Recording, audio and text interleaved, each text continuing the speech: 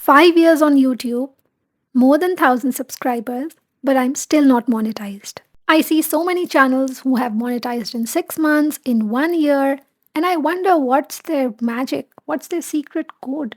5 years later, I'm still trying to figure it all out. I started my YouTube channel after I got married. So I was in Pakistan and I was waiting for my UK spouse visa. And at that time, I had a lot of time in my hands because I had left my job.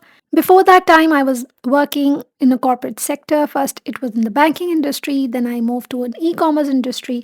And when I got married, I knew that I would move to UK, so it's better I leave my job right now because I was expecting my visa to come in few months, which was another story because it didn't take months, it took a whole year. Anyways, I had a lot of time in my hands. And when you're used to having a job and a routine, and suddenly you have nowhere to go, nothing to do every morning, you are like, let me do something which I've been thinking about for so long. YouTube channel was always on my mind, but I never had the confidence or the courage to start one. And trust me, I did not have the time as well. So, somewhere during that time, I thought, let's start a YouTube channel. I didn't have some big plans or anything. I thought it would be easy. I'll just switch on the camera, make some videos, and the world is going to love me. Initially, I was very conscious. I still am, but not that conscious as I was initially. I did not like my voice, my face, the way I used to speak. And suddenly, when the camera started rolling, I forgot what I had to say. It was so difficult. And my voice is generally very low pitched. So I needed a good mic to really let the audience hear me. In all, I was very conscious of the videos I was making. Anyways, my content started changing when I moved to the UK. I started sharing travel vlogs because I started traveling in the UK. I started sharing what life in the UK was for me, the little everyday things, grocery in the UK, what's the cost of grocery, how do you do this in the UK, how do you drop a parcel, and how do you take public transport. And a lot of my travel logs started gaining traction. People actually liked my travel blogs, my reviews, my hotel reviews, and my itineraries and everything.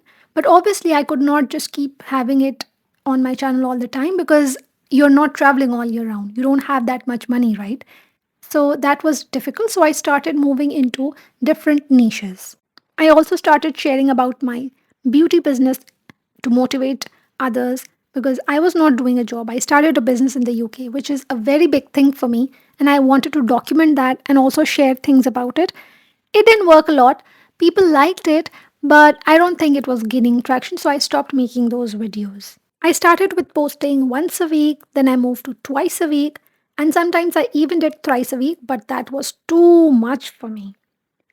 You need to have a lot of discipline when you're doing YouTube.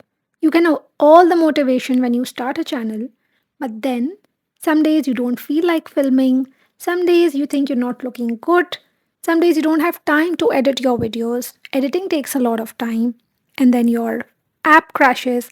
And after doing all of that, when your video gets 10 views, you are devastated.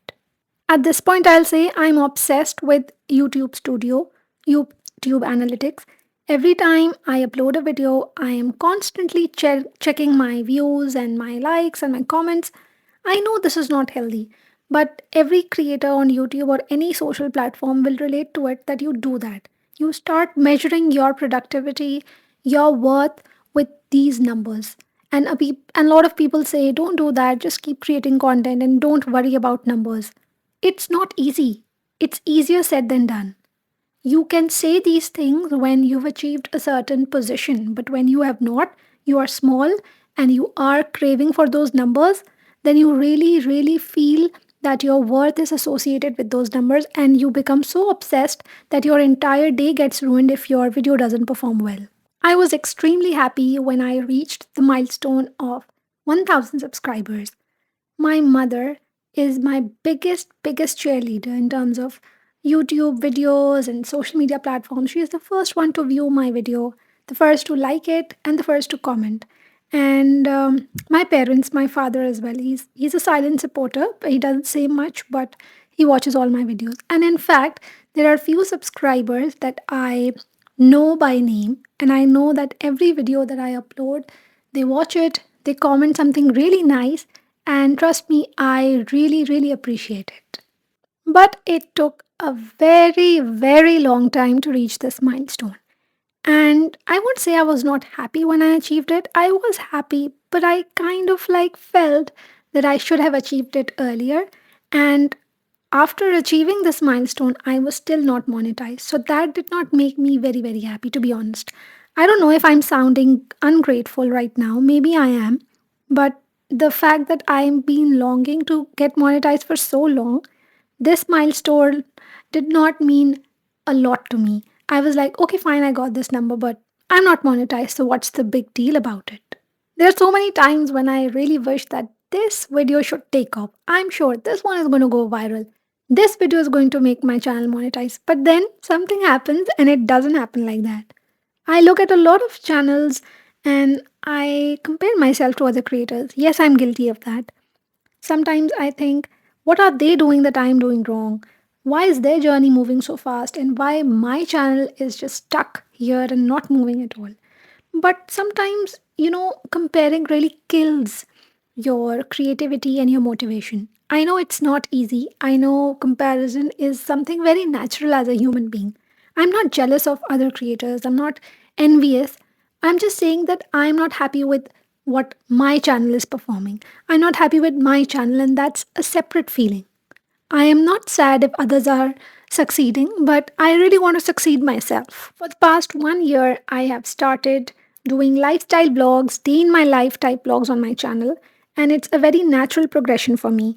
Not because my audience loves it, I don't know about that, but because my life has changed so much since I started this channel. I started with travel and then UK life and business and here and there. But then I became a mother recently.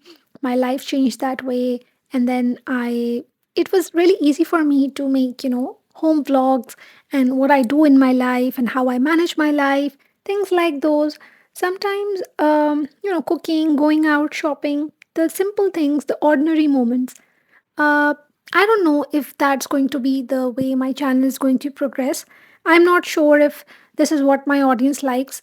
I really don't know at this point. I'm clueless. I right now make things that make sense to me, things that make me happy, because when I was making videos that I thought would work, didn't work. So might as well make something that I enjoy making. Do me a favor and comment down why you started subscribing to my channel. Which was that one video that stopped you and you pressed that subscribe button? So I'd like to know that my subscribers, who are my loyal audience, what type of content would they like, and maybe I can start making something that I was making previously. This is not my only channel. I have got two channels. This one is the oldest. Then I started an Urdu channel where I just speak in Urdu. The videos are more or less the same. The content is more about routine vlogs, lifestyle vlogs, UK life, but there I speak in Urdu. I have a different audience over there because when I started this channel, a lot of people commented saying, your videos are really good, the content is amazing, but people are not connecting with you because of your language. You're talking in English, and most of our audience speaks Urdu, and that's going to help you if you start speaking in Urdu. So either you can change this channel's language from English to Urdu, or start a completely new channel. So I'm building both my channels slowly and gradually. Thank you for being part of my journey. And if you'd like to see where this channel is going next, stay with me because I have a feeling this is only the beginning. We can make it through. See you in my next vlog. Thank you so much. Take care. Bye.